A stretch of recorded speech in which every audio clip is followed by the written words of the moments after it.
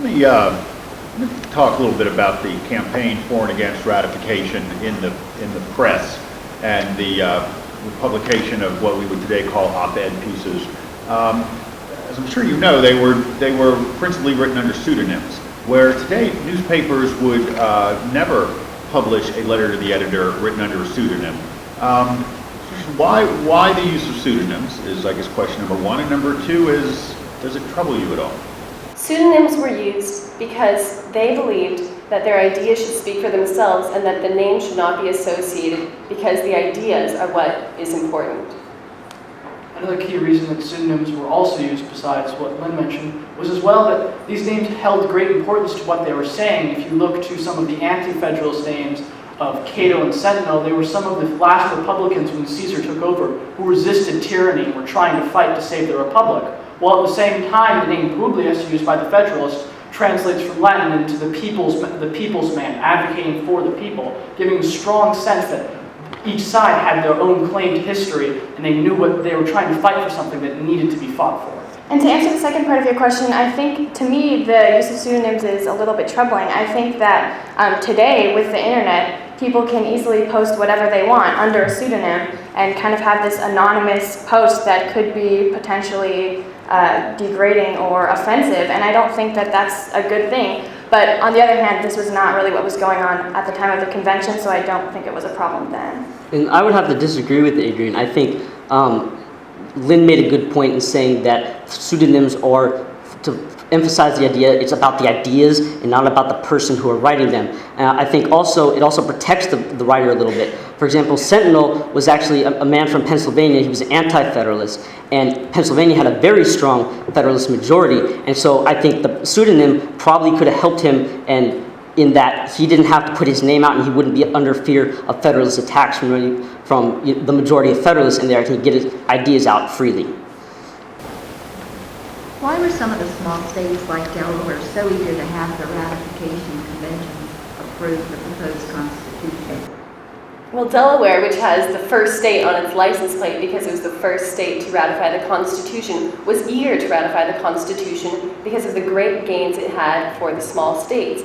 They had won the equal representation in Article 1, Section 3 of the Senate, which was a huge gain for them, and also how that representation translated to their in Article 2, Section 1 in the Electoral College, how they'd have an advantage there as well.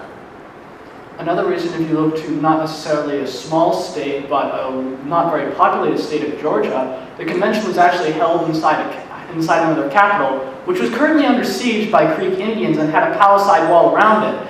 And I was debating there, and I saw in Article 4, Section 4, that the federal government has a duty to protect its state and send military support.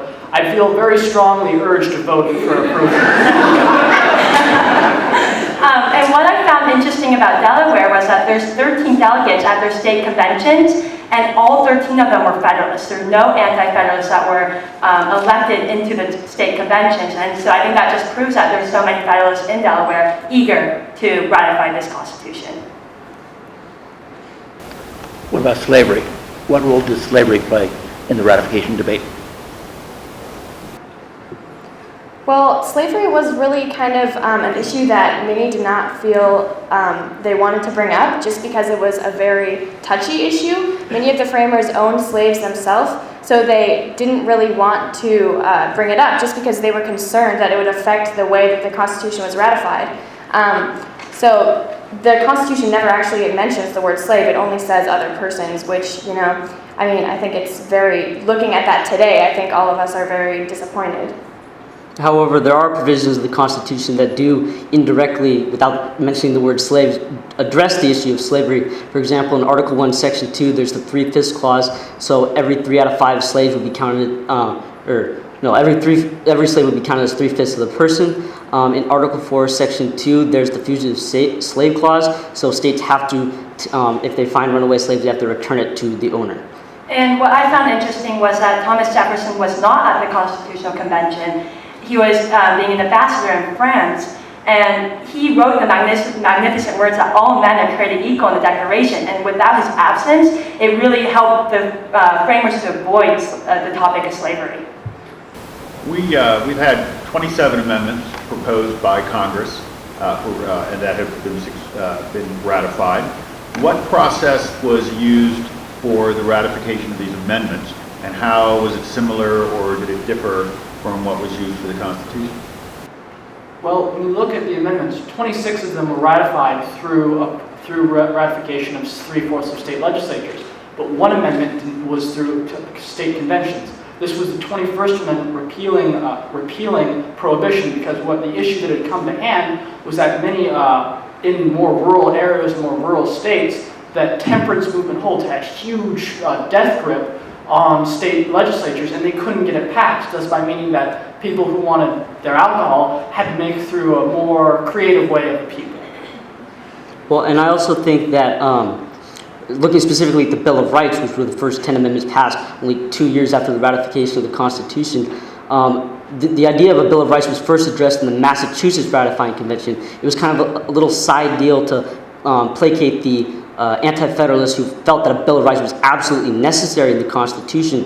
However, the Bill of Rights was not added at the end of the ratification. What had to happen was James Madison made a promise in his campaign for the House of Representatives that he was going to add a Bill of Rights, and so he did this when he entered into the first House of Representatives, and eventually 10 out of his 12 amendments got ratified in 1791. What role did George Washington play in the ratification process?